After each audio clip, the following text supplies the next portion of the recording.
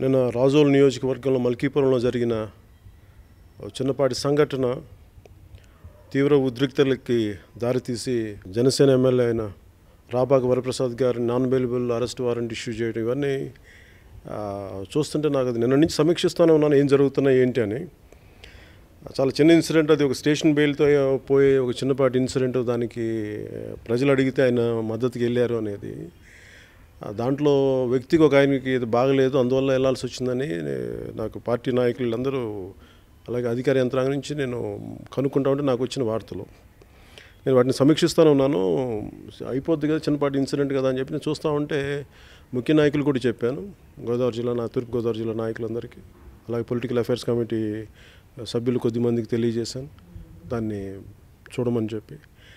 కానీ ఇది ఆఖరికి అది స్టేషన్ బెయిల్తో పోయే ఒక చిన్నపాటి ఇన్సిడెంట్ని ఈ రోజున ఎమ్మెల్యే రాపాక వరప్రసాద్ గారి మీద non bailable arrest warrant issue చేయడం ఇవన్నీ చూస్తుంటే, అదే సమయానికి నిన్న వైసీపీ నెల్లూరు వైసీపీ ఎమ్మెల్యే ఒక జర్నలిస్ట్ మీద దాడికి పాల్పడి కిడ్నాప్కి ఆయన చేయడానికి ప్రయత్నం చేస్తేనేమో అది అసలు ఇష్యూ కాదు. అది ఆయనేమో ఆయన మీద కేసులు లేవు, ఆయన మీద కేసులు నామకే వస్తే నమోదు చేసుకొని ఆయన వదిలేశారు. అది డైరెక్ట్గా ఎమ్మెల్యే ఇన్వాల్వ్ అయ్యాడు, వైసీపీ ఎమ్మెల్యే ఇన్వాల్వ్ అయిన పరిస్థితి అది.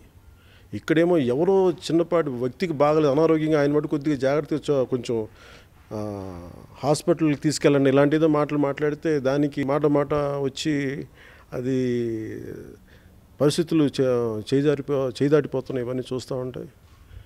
నా విన్నపం అధికార యంత్రాంగానికి కానీ ప్రభుత్వానికి కానీ, చిన్నపాటి ఇష్యూతో పోయేదాన్ని గోటితో పోయేదాన్ని గొడవల దాకా తీసుకొచ్చారు. దీన్ని దయచేసి ఇప్పటికైనా సరే దీన్ని ఆపేసి దీన్ని ఇష్యూ పెద్ద చేయకుండా దీన్ని సంయమనంతో సామరస్యంతో పరిష్కరించండి దీన్ని. అలాగే జనసేన కార్యకర్తలకు కానీ జనసేన నాయకులకు కానీ మీరు శాంతి భద్రతలకు విఘాతం కలిగించకుండా కొంచెం సంయమనం పాటించండి. నిజంగా పరిస్థితులు చేయి దాటిపోయి ఏకపక్షంగా వ్యవహరిస్తే ప్రభుత్వం ఒకవైపు వైసీపీ ఎమ్మెల్యేని వదిలేసి, నెల్లూరు జిల్లా వైసీపీ ఎమ్మెల్యే మీదగా ఆయన్ని వదిలేసి అసలు ఏదో చిన్నపాటి ఇన్సిడెంట్లో మనకి అండగా వద్దామని చెప్పి రాపాక వరప్రసాద్ గారు ఇలాంటి కేసులు పెట్టి ఆయన నిజంగా అరెస్ట్ చేసి ఇలాంటి పరిస్థితులు చేయి దాటిపోయి పరిస్థితులు వస్తున్నప్పుడు ఖచ్చితంగా నేను రాజోలు వస్తాను. ఆ రాజోలు వచ్చి నేను మీకు మద్దతుగా నిలబడతాను.